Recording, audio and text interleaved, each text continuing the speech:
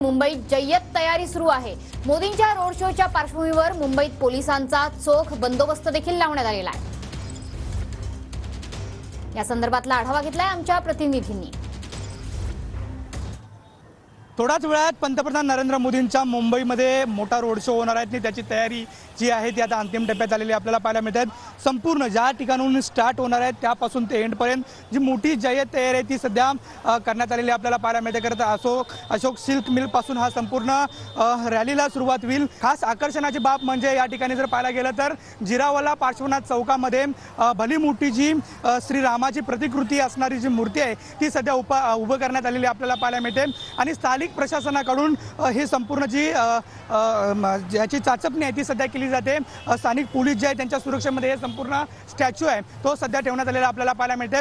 देवेंद्र भारती यांनी सुद्धा काही वेळापूर्वी या संपूर्ण प्रतिकृतीची पाहणी केलेली आपल्याला पाहायला मिळते। त्यामुळे एकंदरीत ही श्रीरामाची जी मूर्ती आहे ती पुन्हा एकदा या संपूर्ण रॅली दरम्यान जर पाहायला गेलं तर एक आकर्षणाचा केंद्रबिंदू ठरत असलेली आपल्याला पाहायला मिळते।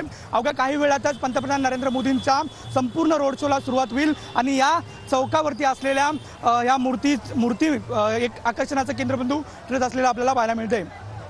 रोहन पवारसह नंदकिशोर गावडे, TV9 मराठी, मुंबई।